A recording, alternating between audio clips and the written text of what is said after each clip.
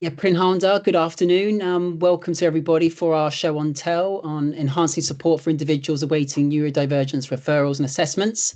I'm Mike Erskine, Communications Manager at the Centre for Digital Public Services, and I'm here today with my colleague Poppy Evans, our Delivery Manager, who will be running through the show and tell and the findings from our discovery. So, just to let you know, we are hosting this show and tell during Services Week. So I think the majority of you already know this, but this is an annual event hosted by the UK Government Digital and Data Community, bringing together professionals from across the UK public sector.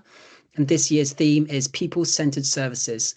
And also good timing with this session is we're also celebrating Neurodiversity Celebration Week, an international celebration of neurodiversity. So yeah, really good timing for the session today.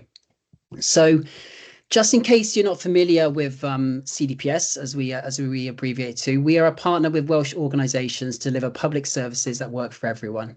And here's a little bit more detail about what we do. So we have 4 services. So we have the Meet the Digital Service Standard for Wales, which is guidance for the public sector to meet the Digital Service Standard for Wales. We have our Learn Digital Skills service. So that's training courses for teams and leaders. We have the Design and Improve Digital Public Services, and this is how we support people to design services that meet the needs of users. And we also have our Connect service. So yeah, this is our communities of practice and leadership events, which bring people together to meet regularly, share knowledge and experience, co-designs, discuss ideas and form networks. So yes, please do visit our website if you're interested in looking at those services or joining one of our communities of practice. Very quickly, for those unfamiliar with the Digital Service Standard for Wales, the standard shows what good public services look like in Wales and how to achieve them. And the standard is grouped into themes. So we have the meeting user needs, creating good digital teams, using the right technology. Obviously, there's a lot more information about this on our website, alongside plenty of examples and guidance to help design services.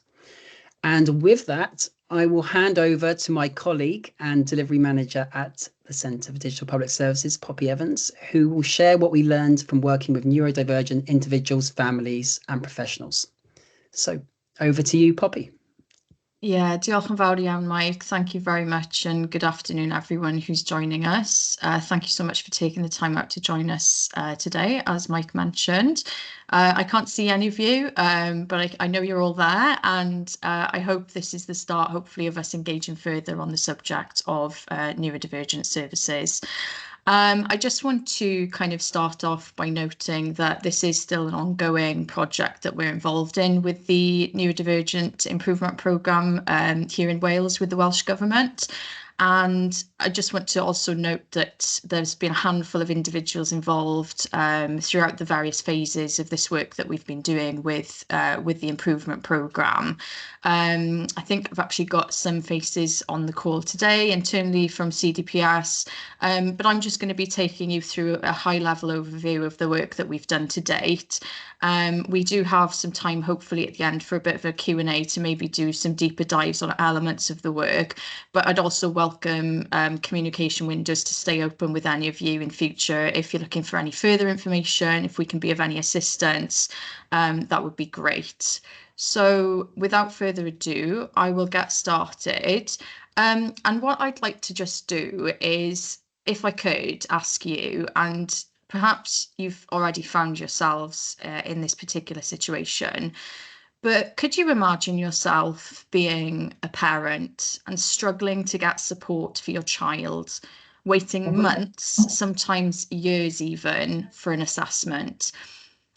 And now imagine where the right people, a system whereby the right people have the right information at the right time, reducing delays and frustration. That's the challenge that we've sought to address in collaboration with the Welsh Government's Neurodivergence Improvement Programme. And this has all come off the back of an increasing demand and pressure on neurodivergence referral and assessment services in Wales, which in turn has highlighted that there is definite need for modernisation, digitisation and improvement to that referral and assessment service in Wales. And so we initially engaged with the Welsh Government's Neurodivergence Service to set out some key kind of objectives and goals as part of an initial discovery that we would collaborate on with them. And this included taking a look at whether we could improve the information gathering process as part of referral and assessments for neurodivergent individuals. In turn, potentially reducing admin burden, errors, delays, and also looking at focusing on user needs and enhancing user experiences by empowering patients and empowering professionals as part of this service, by potentially leveraging digital tools available to make the process more efficient and more accessible. And so just to touch a little bit on, how we went about the discovery. So again, primary focus of the discovery was understanding user needs. It's all about starting with the user, right? So we approached this by initially talking to clinicians and professionals within the neurodivergence referral and assessment process to get a bit of a high-level overview and map of the current system and kind of process as is, and hypothesize some user journeys as well on that basis. We then conducted extensive user research, which included interviews with parents of young people and children, neurodivergent young people and children, professionals and clinicians, and neurodivergent adults, where we played back our kind of initial high-level overview of the journey, as was, to check if our assumptions were correct, but also to ask about those kind of key touch points and pain points, and just get people to talk to us a bit more about their journeys. And what this really identified and highlighted was that there were in fact bottlenecks as part of the service and the process. It did involve long waiting times, it did involve fragmented information, and in some respects, in some instances, inconsistent processes. And there was a certain demand for a digital solution or a tool that would standardize information gathering as part of the process, that would prevent repetitive data entry as part of the process, and potentially provide real-time tracking for users of their journey. I've got some quite profound quotes from some of the interviews we conducted with professionals and in some instances parents as well, who'd been on the assessment and referral journey. I think some that really stood out for me, other than what you're seeing there on the screen, I recall a parent mentioning, we have to tell our story over and over again, and it's exhausting. That really, really stood out to me.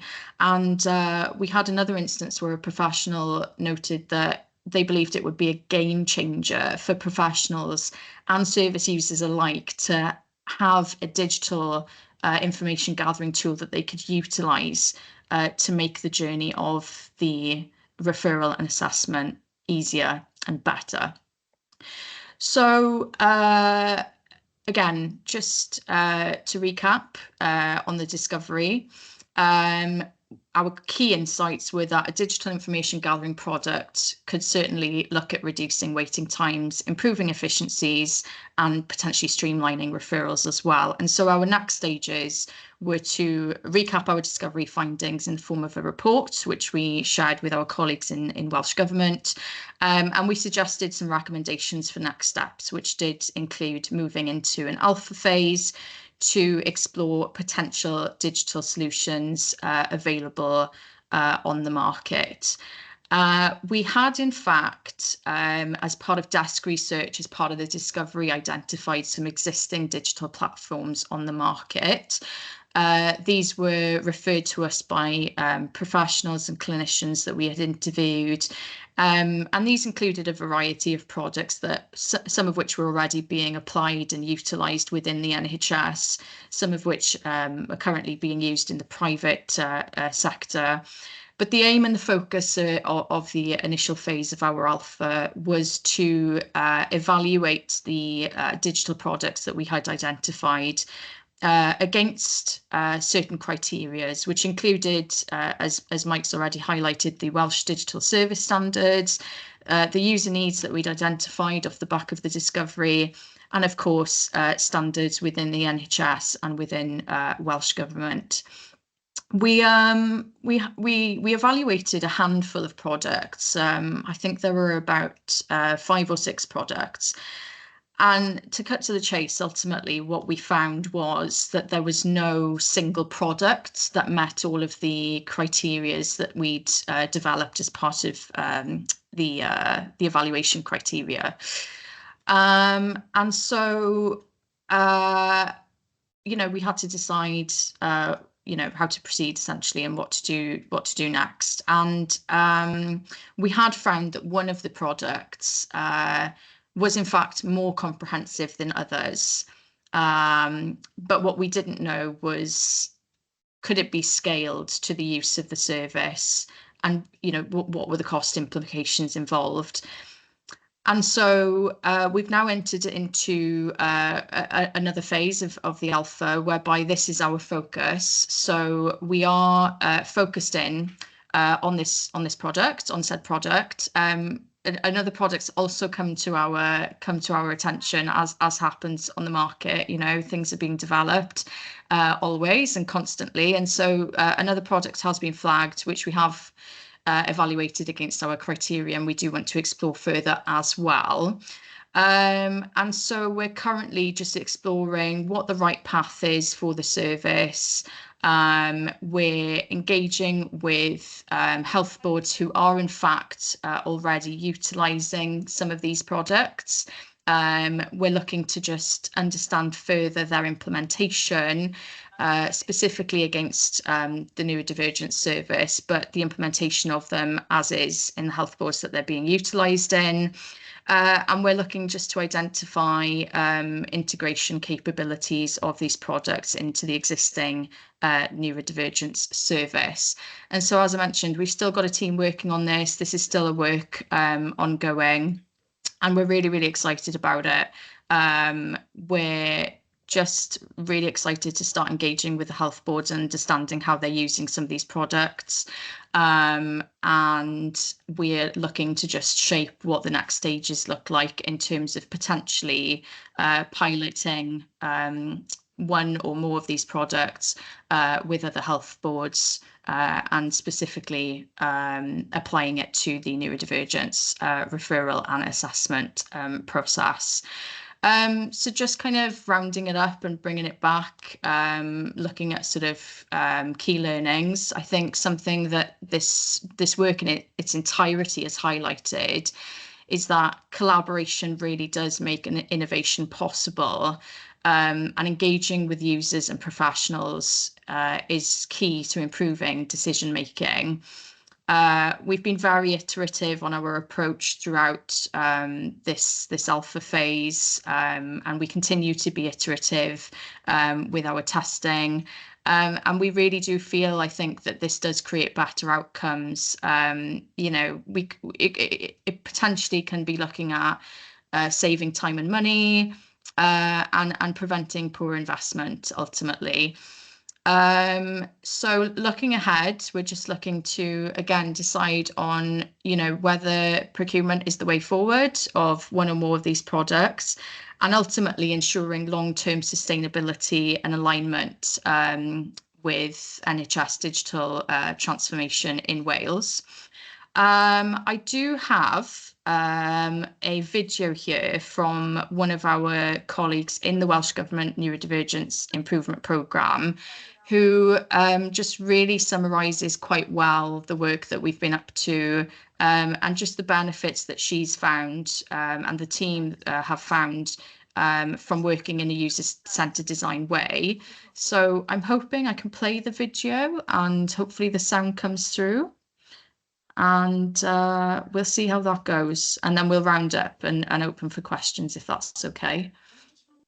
Yeah, Poppy. I think we had a few issues with moving the slides. I think you might not have been taking control. So I think I don't know if you can take control of the deck now and play that that video. Apologies. That's okay. Is the video, is that visible now on the screen? I think, let me just see if I can stop sharing the screen again. Thank you, Mike. Okay, let's see if we can get that up again. Thanks, Mike. In the meantime, if any of you would like to consider, if you have any questions, please feel free to start popping those in the chat. We'd obviously also like to hear from you later on as well, if you did want to come off mute later on, but we'll try and sort out this video just so you can really get a flavour and a bit of a testimony as well from our partners on how they've found working in a user-centered way. Is that working now, Mike? Yeah, can people see that on the screen there now? I can, yes. Yeah. Yep. Okay, I'll press the play and hopefully you can hear the sound as well. People just give me the thumbs up. I think the discovery phase that we undertook with CDPS in relation to exploring opportunities for information sharing systems on a digital basis were extremely beneficial to the neurodivergence improvement programme. When we began the programme, there was already a lot of interest in discovering what more can be done digitally, what more can be done around creating a central repository for information and resources, and for enabling and creating digitalised pathways. And we were able to explore all of that through the original discovery phase with the Centre for Digital Public Services. I think one of the huge benefits was the range of stakeholders that CDPS were able to engage with. So the feedback and evidence that we had was really independent of ourselves and was from people who have used the system and been part of the system from a lived experience and professional perspective. And we've really been able to use the evidence to underpin next steps for the neurodivergence improvement programme and be really clear that there is value in pursuing an information sharing repository, in pursuing digitalised pathways and digitalised methods of undertaking this work. So it's been extremely helpful and valuable to be confident that that's the right way forward. It was really good to be able to go back to the Centre for Digital Public Services and undertake the alpha phase, you know, the next steps coming out of the discovery phase around were there any particular projects on the market that could do the job that we wanted to in creating digitalised pathways to make the assessment and diagnostic pathway much more efficient for both professionals and users accessing the system. It was great to be able to pick up the relationships that we'd previously established with the Centre for Digital Public Services, because it just meant that we were able to get the project off the ground really quickly, because we all knew what our common aims and outcomes were in working together. We'd already begun to scope some of this within the Neurodivergence Improvement Programme, but it's a complex and vast landscape, and so it was great to have the capacity and knowledge brought to us by CDPS in order to take this work forward. It just made things much more doable. We moved at a much quicker pace and we gathered much more intelligence and knowledge than we would have been able to working by ourselves. The evidence that CDPS gathered for us is invaluable. It's really helped with our decision making about how we take forward quite a complex area and perhaps breaking it down into more chunks, more pieces of work. We were able to get a detailed analysis of what's currently on the market and whether or not any of those are fit for the purpose that we need for taking our work forward through the Neurodivergence Improvement Programme. We were able to come to some conclusions around that there isn't anything currently on the market, but actually there were clear steps that we could take next about designing our own version of what we think will work for us in neurodivergence improvement programs and digitalised standardised pathways, and going back and reflecting with what's currently on the market and whether or not that can be developed to be fit for the purposes that we need it to. The evidence that we've got in the background from CDPS, that the matrix of requirements that was developed, is great evidence for us to be able to reflect on when we're in conversations with other stakeholders about the outputs of the projects. So it's really been a good, solid piece of work. One of the key benefits of working with Centre for Digital Public Services is their user-centred focus. This is really important to us in the Neurodivergence Improvement Programme. We've made a pledge to co-produce all of the work that we undertake to ensure that it really does make a difference to the lives of neurodivergent individuals. So having the user-centred approach from CDPS, gathering that evidence, engaging with those stakeholders has been really key to ensure that the products that we will look to commission and deliver in the future are really fit for purpose for those who need to use it most, and that's the users accessing our services. Thanks, Mike. And thank you, Sian. So just to round up, and I'll try and share the deck again.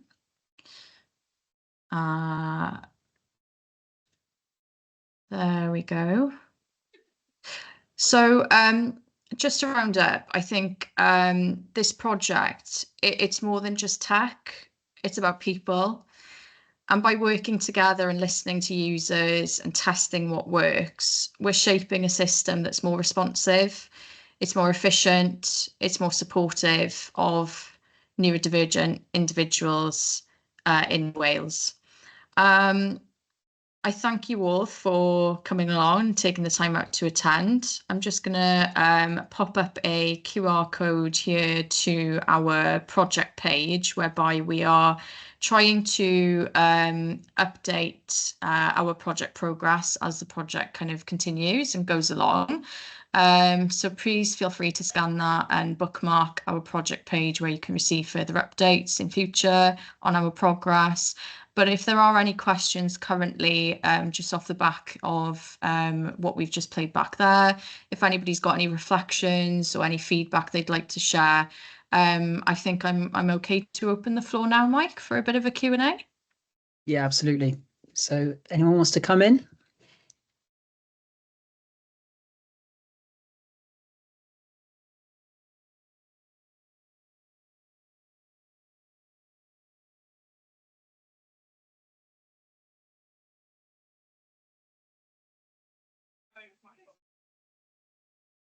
Is that somebody coming in? Yeah, someone came off mute for a second. Brilliant. Oh, there was, thank you, Nathan. Comments by Nathan, great presentation. Just a thank you, that was informative to see the process you've gone through. Thank you, Sarah. Fantastic. Okay, well, if I just wrap things up then, like I said, Poppy said, if you are interested, obviously go to that project page. We'll keep you updated with all the progress of the projects. And if there are any specifics that you would like to sort of go through with our team, then by all means, reach out to us. Oh, Gary Bennett's just come in with a question for you there, Poppy. Will the program be rooted in what users need? I was diagnosed 2 years ago with ADHD and the process was confusing. Not joined up and complicated to understand. I ended up paying for a private diagnosis as the waiting list was too long. Got my medication on the NHS, but only after I had a serious mental health issue last year where I almost died. This obviously can't be the way to go to get on meds, but a lot of people are struggling to cope whilst they wait. If this new system reduces waiting times, gets services more linked up and makes the patient feel informed and included, then it'll be a great thing. Well, thank you, Gary, for being so open and honest there. And Poppy, I don't know if you have any immediate yeah, I mean, I think I think that question and just that sharing of that experience, and you know, again, really appreciate how candid you were in sharing that. That highlights exactly why this program needs to be rooted in what users need. So again, you know, in terms of the discovery and even the alpha phase that we've been focused on recently, you know, user research really has been at the heart of this work. We've been recognising the problems that individuals have been experiencing, such as yourself. And, in fact, your experience reflects on what many users have already told us in terms of that, fragmented process, it being a potentially difficult process to navigate, the communication kind of breakdowns potentially there, feeling uninformed, and, in some instances, we're facing situations, certainly in other services as well, where people sometimes only feel like they're getting the support when they're hitting that kind of crisis point and that breaking point. So again, just in terms of how our kind of work has been centered around user needs, as part of the discovery phase, we identified what certainly isn't working for people by speaking with patients, by speaking with parents and professionals involved in the referral and assessment process, and we've been engaging with people with lived experiences, trying to co-design solutions with those individuals with those lived experiences. And the aim and the hope is that by exploring digital solutions, we are going to in fact make services faster, more clearer, and more connected for people. That is the aim. So I hope that kind of somewhat highlights. Yeah, I think Gary wants to come in there, Poppy. Gary, you raised your hand there. Do you want to come in there, Gary? Yeah, I just wanted to say that's great to hear that, Poppy, because obviously having spoken to people who are going through this is massive, because you do feel as though you get your referral put in and then nothing happens, and you think, what's going on? You feel like you don't know how long you're going to have to wait, and then when you ring up and try and see how long it's going to be, people can't give you a clear idea. And then when you say, well, I'm really struggling, no, I've got my diagnosis, waiting for the meds, and they go, oh, well, we can't escalate you, everyone else is in the queue. But then it's like, well, what happened with me last year? And then, because I was in the mental health unit, they basically said, oh, we're going to get you on ADHD meds. And I'm like, I was told it can't be escalated. And they go, oh, no, well, we can do that now because of the exceptional circumstances. And I'm like, okay, well, it's obviously not a way you want to go around doing it, but I think the fact that I've been speaking to people who are actually experiencing this. I'm a user researcher on the government, so I fully understand the impact it makes when you're actually speaking to users of a service or of an online platform or something, because they then feel included, and then they're less likely to be frustrated because they've got an idea of what's going on, and they might, and if they can see changes that are happening, they think, oh wow, they've actually listened to what I said, and they've made these changes, and so it gives empathy on sort of both sides, and it's like a bit of like a behavioural change in like that mindset. Like, okay, they are generally thinking about people. It's not just a process, and these are just numbers. They're generally personal in the way that they're thinking about what the changes, because they realise the sort of struggles that people have got. Like for me, it's like I just find it really encouraging to think there's going to be this system where it's all going to be linked up, because you do get it when you see a GP and then you see like someone from the community mental health team and they're asking the same question. You say, well, I've already said this once. I don't have to say it about 4 or 5 times, because obviously it can be a bit exhausting when you keep repeating the sort of mental health problems you've had over the years. So I just think user research is such a massive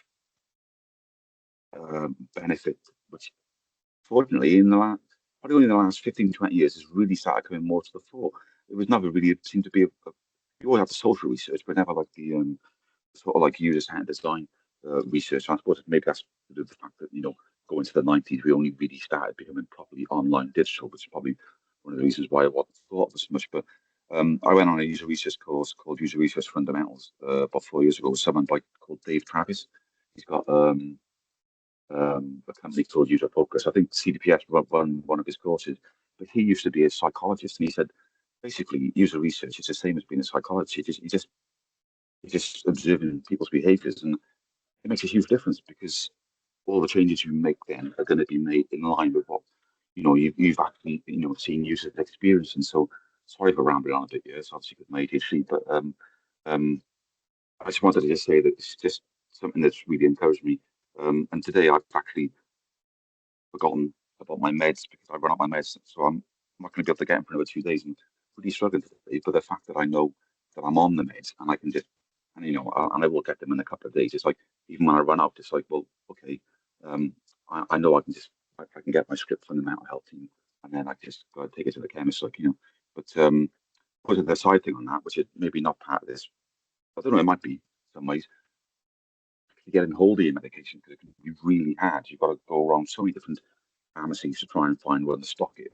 And I found one, and I keep going back to the same one. But that seems to be a common problem for a lot of people. Like where maybe in some ways that's not joined up, because they say you can go onto the Boots pharmacy checker, which you can. That's only showing Boots pharmacies. It doesn't show all the independent ones.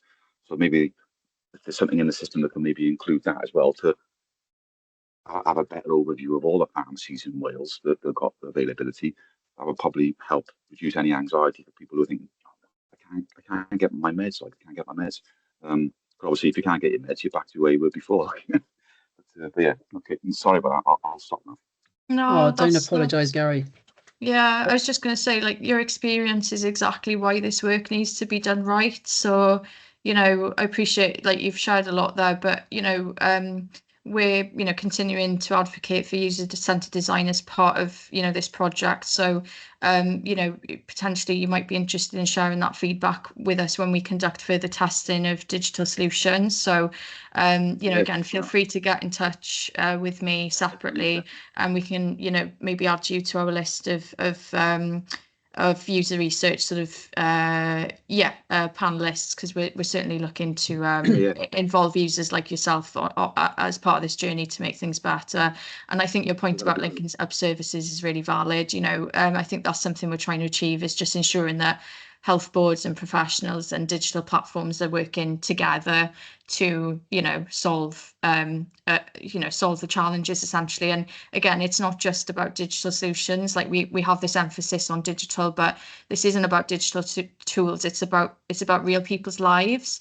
So the goal is that no one should have to reach a crisis point before they get the support they need, essentially. So just kind of validating, your points there, really. And yeah, I just appreciate you sharing your lived experience as well. And maybe we can pick it up with you again separately and maybe get you involved in some testing. That would be really great.